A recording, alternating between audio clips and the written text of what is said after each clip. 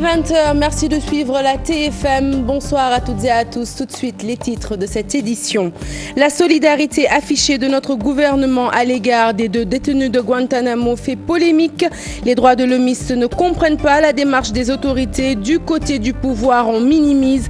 Le ministre de l'Intérieur maintient la thèse de l'asile humanitaire. Scandale Panama Papers. Maître Ousmane Seye exige que lumière soit faite sur cette affaire. L'avocat demande au procureur de la République de s'autosaisir et d'ouvrir une enquête dans les meilleurs délais. Rebondissement dans l'affaire Aïda Diong, l'ex-sénatrice pas encore sortie d'affaire. À peine le verdict de la cour d'appel tombé, voilà que le procureur général introduit un pourvoi en cassation.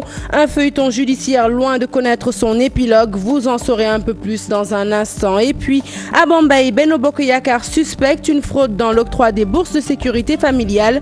La coalition s'est attaquée à la présidente du conseil départemental, Aïda Mbodj, qui n'a pas mâché ses mots pour démonter ses accusations. Vous l'entendrez avant la fin de cette édition. Voilà pour les titres. Le développement, c'est tout de suite.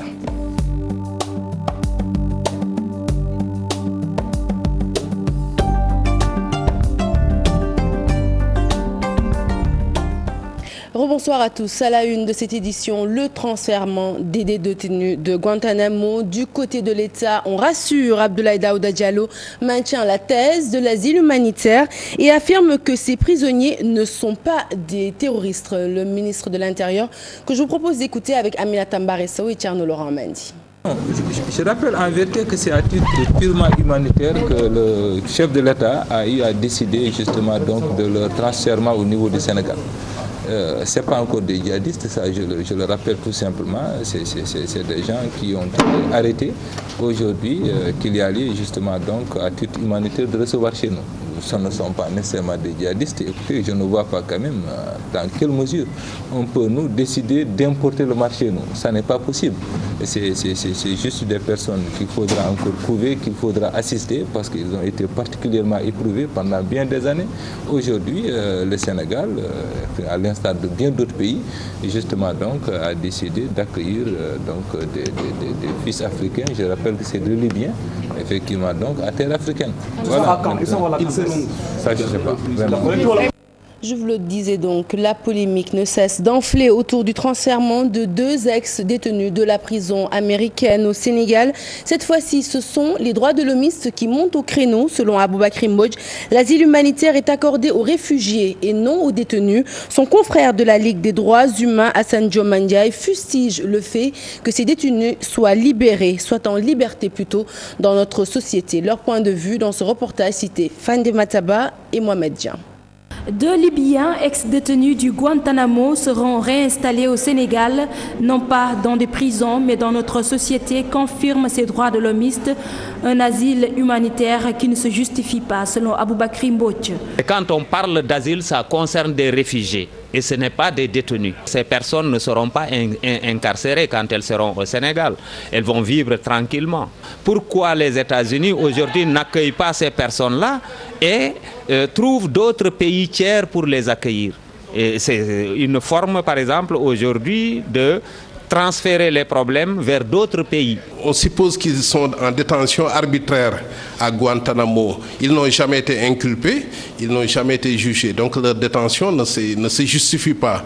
Donc si on les réinstalle au Sénégal, c'est pour qu'ils soient en liberté. Donc ils ne seront pas détenus. Dans ce contexte de menaces terroristes, accueillir ces personnes jamais jugées, jamais inculpées ne sera pas chose facile. L'imaginaire sénégalais les considérera comme des terroristes, même s'il est établi qu'à ce jour, aucune charge n'a pu être établie à leur encontre. Aujourd'hui, c'est des personnes qui ne sont pas jugées. Et deuxièmement, le pays qui a été à l'origine de l'ouverture du camp n'accueille pas ces personnes, les transfère d'autres pays. C'est comme aujourd'hui un dépotoir qui est dangereux pour le Sénégal. La prise en charge de ces ex-détenus, un autre problème. La RADDHO exige plus d'éclairage sur cette affaire. Est-ce que l'État va leur accorder un accompagnement matériel, financier? Est-ce que les Américains vont prendre en charge leur séjour au Sénégal? Et là, c'est le gros problème. Sinon, ils seront dans une position de vulnérabilité, sans attache familiale au Sénégal. Il faut que le gouvernement du Sénégal nous dise est-ce qu'ils ont reçu aussi des moyens financiers des États-Unis pour entretenir ces personnes-là. D'autant plus que nous avons aujourd'hui une forte demande sociale des Sénégalais qui n'est pas satisfaite. Avant d'aller satisfaire les besoins des autres, je pense qu'il faudrait d'abord commencer par chez soi. Après cette décision des autorités sénégalaises, les organisations de droits de l'homme se posent des questions à savoir si le Sénégal a reçu de l'argent en contrepartie de ce transfèrement et pourquoi les États-Unis n'ont pas gardé ces détenus chez eux. C'est donc fait. Désormais, Salem Abdoul Salem Guérébi et Aboubacar Marjoud vont mener une vie normale au Sénégal. De nationalité libyenne, ils laissent derrière eux 14 ans de détention. Le shérif Dia nous retrace le parcours de ces ex-prisonniers. Voici les deux ex-détenus de la prison de Guantanamo transférés au Sénégal. Salem Abdoul Salem Guérébi et Omar Khalif Mohamed Aboubacar Marjoud. Le premier est né le 1er mars 1961 à Zlatan, en Arabie Saoudite. Ce citoyen libyen était en détention à Guantanamo depuis le 5 mai 2002. L'historien américain Andy Worthington, auteur du livre The File Guantanamo, lève un coin du voile sur la personnalité de Salem Abdoul Salem Guérébi. D'après lui, il était installé au Pakistan après avoir fui la répression du régime de Mohammad Kadhafi. Celui qu'on identifiait à Guantanamo sur le nom de Lahman al-Zlaitani est l'un des détenus dont les noms et pseudonymes ont été retrouvés dans des documents saisis à la suite de raids sur les planques et installations d'Al-Qaïda. Mais la télévision Fox News le décrit comme quelqu'un qui a été impliqué dans des activités extrémistes depuis le début des années 90. L'autre prisonnier s'appelle Omar Khalif Mohamed Aboubacar Marjoud, alias Abou Omar al-Libya, né à Baïda en 1972. C'est à l'âge de 12 ans que deux de ses oncles, Moussa et Mohamed, l'ont encouragé à participer à des activités contre le président libyen Kadhafi en le recrutant au sein du mouvement du salut libyen en 1989. Il a également aidé à rétablir ces camps d'Al-Qaïda après leur destruction par les bombardements de l'armée américaine en 1990. Selon le site internet de la prison de Guantanamo, Omar Khalif a été identifié comme un des formateurs des camps d'entraînement du groupe islamique des combattants libyens GICL et d'Al-Qaïda en Afghanistan.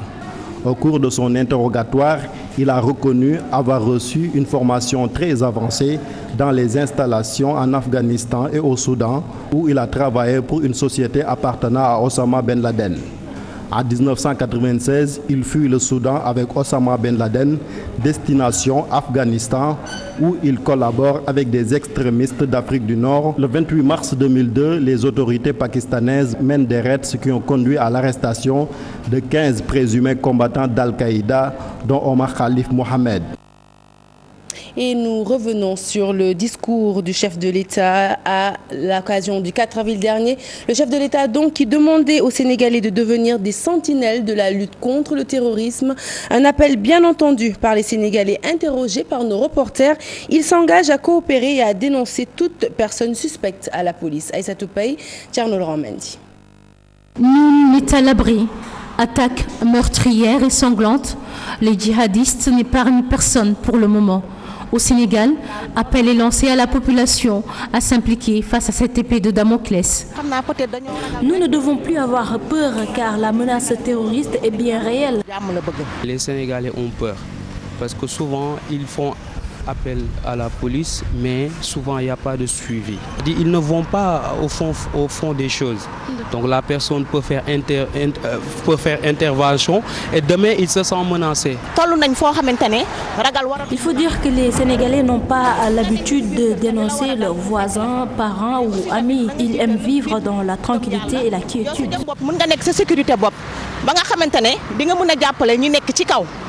Pour faire face à tout ceci, les Sénégalais se doivent d'être beaucoup plus vigilants. C'est le combat de tout le monde, c'est le combat de tous les Sénégalais, en particulier en ce qui concerne notre sécurité. Donc, tout un chacun parmi nous doit s'y impliquer et signaler tout phénomène, tout problème qui peut avoir un impact sur notre sécurité globale. J'ai entendu dire à la radio et à la télévision, oui, on veut bien dire, mais on ne sait pas à qui s'adresser. C'est quelque chose qui concerne davantage la population, mais également les pouvoirs publics. Pour ce monsieur, les Sénégalais préfèrent taire les choses et les régler à l'amiable. Il y a un aspect culturel dedans parce que c'est comme ça, on est plutôt habitué à gérer les questions à l'amiable, à ne pas faire de la dénonciation. C'est notre masla, traditionnel. Mais je pense qu'aujourd'hui, compte tenu du contexte, il faut changer. C'est l'affaire de tous, donc j'appelle à tous les Sénégalais de prendre leurs responsabilités. Si par exemple je vois un inconnu qui est en train de manigancer quelque chose, en tant que moi, un Sénégalais, un citoyen, donc je dois faire tout pour dénoncer cette personne. Nous parlons à présent de l'affaire Panama Papers. Le Sénégal n'est pas épargné par le scandale. Plusieurs personnalités sénégalaises seraient éclaboussées des sociétés écrans qui appartiendraient à des chefs d'entreprise sénégalais. Maître Ousmane Seye souhaite que le procureur de la République s'autosaisisse. Il demande l'ouverture d'une enquête dans les plus brefs délais. Écoutons l'avocat. Il est au micro de Nafissatou Silla et Diafaraba. Ce n'est pas aussi la première fois que des hommes d'affaires sénégalais utilisent le même procédé. Et donc, pour moi, il n'y a rien de nouveau. Ce qu'il faut exiger par contre, c'est que le procureur de la République s'autosaisisse pour mener une enquête. Parce que vous savez, c'est une évasion fiscale. C'est un délit ou bien un crime. Mais mieux, cette évasion ruine les économies, surtout nos modestes économies. Donc il est inadmissible que des hommes politiques, surtout des hommes politiques, il y en a ici des hommes politiques qui sont auteurs de cette évasion fiscale et qui sont sur la scène politique et qui même des fois donnent des leçons, ce qui est normal, ce qui n'est pas normal. Il est urgent que M. le procureur de la République ouvre une enquête pour déterminer ou bien pour identifier ces chefs d'entreprise, ces hommes politiques. Il y a des formes de coopération internationale qui permettent aujourd'hui, si ces personnes sont identifiées, que les fonds qu'ils ont cachés soient rapatriés. Je crois que c'est urgent. En France déjà, le procureur de la République a déjà ouvert une enquête. Il n'y a pas de raison ici que le procureur de la République n'ouvre pas une enquête dans la mesure où il y a des Sénégalais qui ont été bel et bien identifiés. Drame dans ce journal, on va dire plutôt l'horreur à Sédhiou. La mort d'une fillette battue à mort par sa mère. Âgée de 8 ans, elle était en classe de CP à Bloc, village situé à 15 km de Sédhiou. Nous y reviendrons certainement dans nos prochaines éditions. Et puis à Nouadhibou, en Mauritanie, un bateau de pêche a heurté violemment une pirogue guendarienne. Bilan, 3 pêcheurs morts, 2 repêchés. Les recherches pour retrouver les corps ont été entamées depuis hier nuit, mais elles sont restées vaines. Leurs familles respectives ont organisé des cérémonies funéraires. Informations livrées par nos correspondants à Saint-Louis. Nous parlons justice à présent avec l'affaire Aïda Ndiong et ce communiqué du ministère de la Justice. Dans son audience du 5 avril 2016, la Cour d'appel de Dakar a rendu un arrêt déclarant Astou Ndiong, dite Aïda, coupable d'escroquerie portant sur des deniers publics et l'a condamnée à 1 an d'emprisonnement avec sursis et à 2 millions d'amende. La Cour a en outre ordonné la main levée des saisies opérées sur les biens et sommes d'argent d'Aïda Ndiong et leur restitution, soit un montant de 20 688 638 967 francs CFA.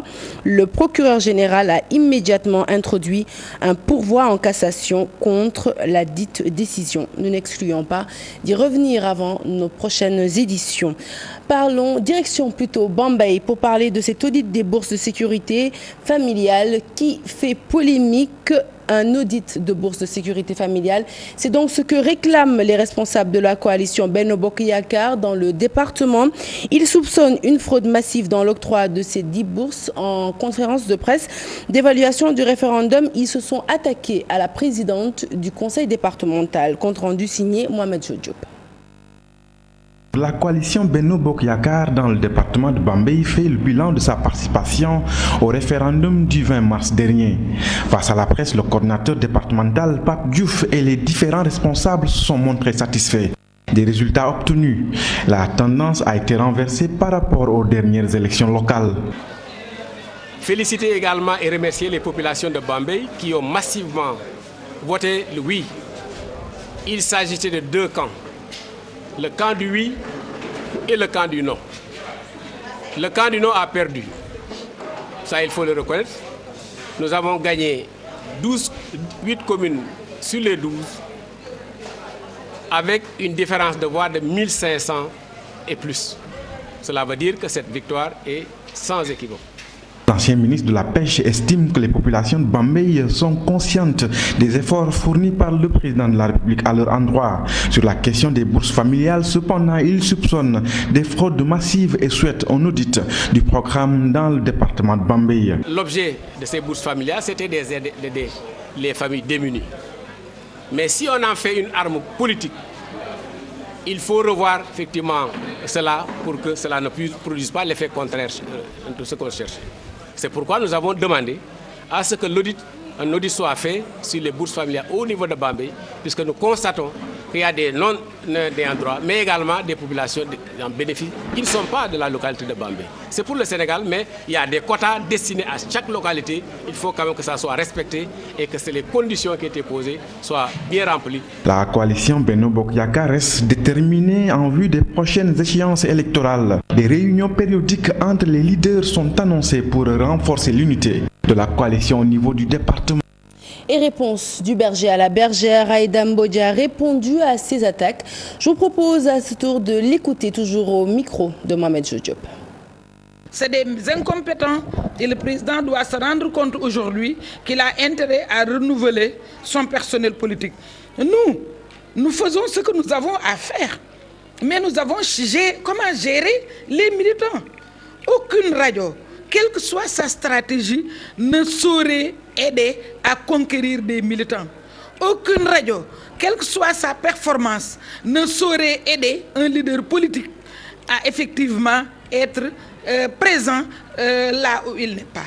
Il ne se donne pas la peine d'aller assister aux cérémonies. La radio de Ndangalma passe tout son temps à nous insulter. Nous ne disons rien. Avant moi, avant d'implanter une radio à Bambey, mais il y en a qui ont été ministres avant moi, il y en a qui ont eu à gagner beaucoup d'argent, mais quand quelqu'un préfère épargner, au lieu de mettre un instrument à la disposition de la communauté, mais qu'est-ce que j'y peux moi? Non, les bourses familiales ne sont pas gérées par la municipalité, au contraire. Nous ne sommes informés ni du programme de couverture maladie universelle, nous ne sommes informés ni de la répartition des bourses familiales. Au contraire, s'il y a audit, c'est eux qu'on va épingler. Parce qu'ils ont battu campagne avec les bourses familiales en menaçant les gens de retirer ces bourses. Crise dans l'enseignement, le médiateur de la République appelle à une année scolaire et universitaire apaisée. Il invite les syndicalistes et le gouvernement à un dialogue sincère pour l'avenir des enfants. Maître Alioune Badara Cissé tenait ses propos lors du lancement des 20 ans de la radio Teranga FM de Saint-Louis. Je vous propose de l'écouter au micro de Seynou Diop et Habib Seck. Il est temps que nous observions une trêve sociale, que les syndicats et l'État se retrouvent dans le calme et la sérénité, munis de seuls atouts autour de l'intérêt supérieur de la nation, de la redevabilité que nous devons à l'État, à la nation, au pays, à toutes les forces vives dont le soutien a permis que nous soyons formés. Si le devoir de reconnaissance, autant pour les syndicats d'enseignants que pour ceux qui sont à la tête de l'exécutif, n'est pas au rendez-vous, je puis vous assurer que l'enseignement perdra ses plus belles lettres de noblesse. Et tout n'est pas encore permis. Quand nous regardons ces enfants qui crient leur ras-le-bol, quand nous observons ces marches et ces invectives que l'on se jette à la face d'un côté comme de l'autre, je pense que nous sommes bien loin des objectifs que nous devrions personnellement nous assigner, fort de cette obligation que nous avons pour les plus petits. À genoux, je me mets devant les syndicats d'enseignants, devant les autorités étatiques, pour que la paix puisse prévaloir et que l'obligation d'enseigner que nous avons vis-à-vis des étudiants et des élèves ne s'estompe jamais. Retour à Dakar, les premiers jalons du campus social d'excellence de Dakar ont été posés, financés à hauteur de 52 milliards grâce à un partenariat public-privé. Ce projet va doter l'université Cheikh Anta Diop d'une capacité d'accueil de 20 000 lots avec toutes les commodités requises. Pafaraning, Modi Diop nous en disent plus. Cette cérémonie de pose de première pierre marque le premier acte pour doter le COUD de 18 264 lits, des résidences ultramodernes grâce à un partenariat public-privé. Des résidences ultramodernes grâce à un partenariat public-privé. En 18 mois, nous allons passer d'une capacité de 4 500 lits à Dakar à 18 000 lits. Si vous voulez, c'est donc une multiplication par 4 du nombre de lits dans le campus universitaire. C'est ça. Construire des pavillons, mais pour construire aussi des amphithéâtres, des laboratoires. À la limite, le coût définitif pour l'étudiant ne va pas être assez élevé. Et avec le coût, nous avons travaillé pour qu'une partie du budget du coût soit transférée pour le paiement. Et ce qui est important, ce n'est pas le fait de gagner de l'argent tout de suite, ce n'est pas notre vocation. Notre vocation, c'est d'investir dans le long terme. Un projet de 52 milliards remboursables sur 15 ans. C'est un projet important d'environ 52 milliards. C'est un projet dont on verra la réalisation d'ici à 2 ans. Donc d'ici à 2 ans, on va avoir des pavillons intelligents. Ce projet ambitieux va permettre de résoudre le problème récurrent des logements. Il multiplie par 4 la capacité actuelle du COUD. L'augmentation de la capacité d'accueil dans les différents campus sociaux de l'université Cheikh Anta Diop de Dakar. La capacité d'accueil du COUD, comme l'a rappelé le directeur général, est de 5 411 lits à Dakar. Le campus social d'excellence concerne aussi les autres universités du Sénégal avec une durée de concession de 15 ans. Nous parlons du Dakar, de Médina Gounass. Face à la résurgence du virus Ebola en Guinée-Conakry, les autorités sanitaires sont à pied d'œuvre pour contrecarrer l'intrusion de ce virus dans la ville sainte. Un CRD pour préparer la 75e édition de cet important événement religieux s'est tenu ce matin en présence d'Aminata Mbaresso et Thierno Laurent Mendy, le compte rendu. C'est une énième rencontre en prélude au Dakar de 2016. Au menu des débats, la finalisation de toutes les dispositions pour la réussite de cet événement religieux.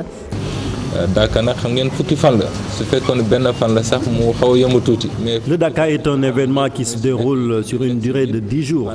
C'est ce qui fait que l'État prend des dispositions particulières avec des mesures strictes pour éviter des failles au cours de ces moments de recueillement. Si wàllum boobu en tout cas ñuy sant si yàlla bu baax a baax mel na ne jafe-jafe presque amatul. Cette année, le Dakar survient dans un contexte de risque sanitaire lié à la réapparition du virus Ebola en Guinée-Conakry, un pays frontalier au Sénégal par où des pèlerins transitent. Et là, déjà, je pense que Madame le ministre de la Santé a fait prendre les dispositions, en tout cas, pour ce qui est du côté médical. Pour le reste, c'est la sécurité, on s'en chargera. Mais on veillera, en tout cas, à ce que ce mal-là ne soit pas encore importé chez nous. Pour la 75e édition du Dakar de Médina Gounass, la délégation religieuse a beaucoup insisté sur l'approvisionnement en eau et l'installation de réseaux d'assainissement, des sollicitations qui reviennent. Aminata Mbaresso, merci. Et puis le saviez-vous, après le pétrole, autre denrée qui fait l'objet de vives convoitises, eh bien c'est l'eau, le liquide précieux, est souvent source de conflits entre les peuples. Pour remédier à ces conflits, Dakar abrite depuis ce matin un panel mondial. Cette rencontre première du genre sert de tribune aux experts qui réfléchissent sur la façon de concilier gestion de l'eau et maintien de la paix. Compte rendu signé Ibou Diouf. Il s'agit de réfléchir ensemble pour répondre à cette interrogation, comment concilier la gestion de l'eau au maintien de la paix. Ce panel de haut niveau axé sur l'eau et la paix a pour objectif d'éviter tout conflit lié à la gestion de l'eau. La problématique de l'eau comme facteur de paix et d'intégration est une dimension qui est là et qui mérite d'être promise par l'ensemble des pays où il y a en tout cas des organismes de bassin ou des États qui se réunissent autour de la ressource qui est l'eau, qui est donc source de la vie. Premier panel de l'eau et la paix organisé en Afrique, le Sénégal s'honore d'abriter cette rencontre qui a réuni des experts sur la question de l'eau. Et c'est pourquoi la coopération pour l'exploitation des eaux partagées doit désormais être érigée en norme au niveau régional.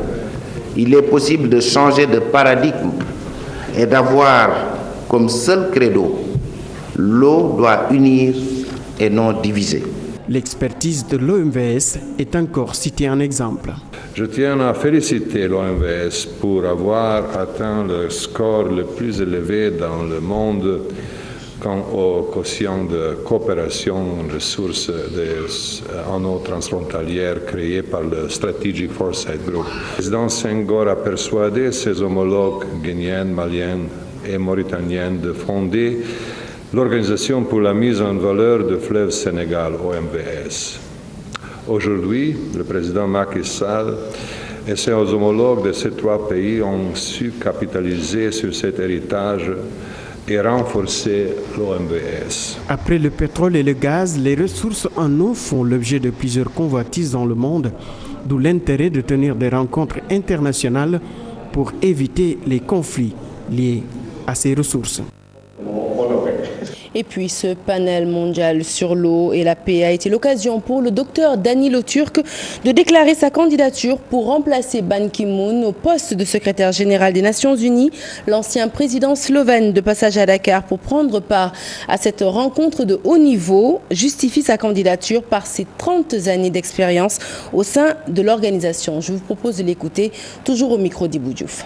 Oui, je suis candidat qui a été présenté officiellement au mois de février et dans la semaine prochaine, nous aurons les discussions avec les candidats à New York, avec tous les pays membres des Nations Unies et on va voir quelles sont les idées que les candidats vont proposer.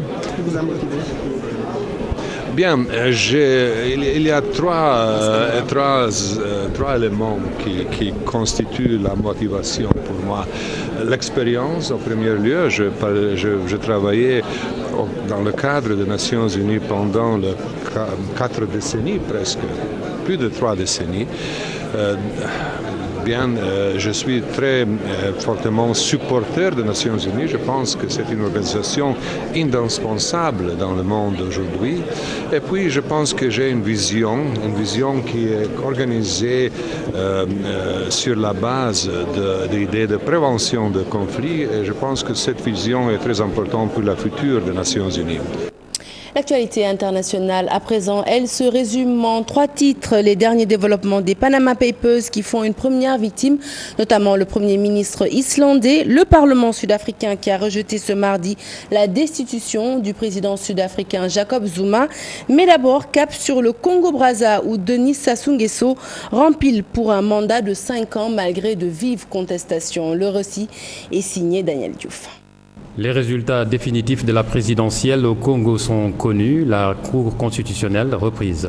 Les résultats définitifs de la présidentielle au Congo sont connus. La Cour constitutionnelle les a dévoilés dans la soirée de lundi. Denis Sassou Nguesso confirmé à son poste de président de la République avec à la clé un autre mandat de 5 ans. Le président congolais cumule ainsi 32 années au pouvoir. Le Parlement sud-africain a rejeté mardi la destitution du président Jacob Zuma demandé par l'opposition. 143 voix sont en faveur de sa destitution, 233 contre. Le parti au pouvoir, le Congrès national africain, qui soutient officiellement Jacob Zuma, a usé de son écrasante majorité au Parlement pour rejeter la destitution qui nécessitait 2/3 des voix pour être acceptée. La Cour constitutionnelle a jugé que le chef de l'État avait violé la Constitution en refusant de rembourser l'argent public utilisé pour rénover sa propriété privée. La procédure avait été lancée par l'Alliance démocratique, le principal parti d'opposition. Enfin, les Panama Papers ont fait leur première victime de taille. Il s'agit du Premier ministre islandais qui a démissionné mardi, emporté par la pression de la rue, outré par les révélations sur ses placements dans des paradis fiscaux. Des millions de dollars qu'il a détenus via une société ayant son siège aux îles Vierges britanniques appelée Wintris, avec son épouse, fille d'un riche concessionnaire automobile. C'est la première tête obtenue par le Consortium international des journalistes d'investigation qui ont dévoilé depuis dimanche les pratiques financières et fiscales opaques de personnalités, chefs d'État, entrepreneurs, sportifs, banquiers, entre autres, banques, entre autres, des clients du cabinet d'avocats panaméen Mossack Fonseca. spécialisée dans la domiciliation offshore d'entreprises.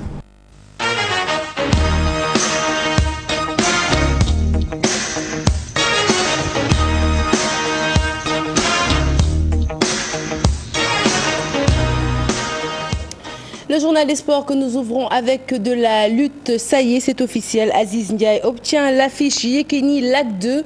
Le combat entre ces deux lutteurs a été ficelé. C'est prévu pour le 24 juillet prochain au stade Demba Diop. Yekini fera ainsi son retour dans l'arène après 4 années d'absence et une défaite face à Balagaï 2. Et puis de la lutte, nous passons au judo. Avoir une bonne représentation dans l'Union africaine de judo, mais aussi et surtout glaner beaucoup de médailles, c'est l'objectif de notre pays à Tunis, le Sénégal hôte des 37e championnats d'Afrique de judo. C'est du moins l'avis d'Idrissa Diop, secrétaire général de la Fédération sénégalaise de judo.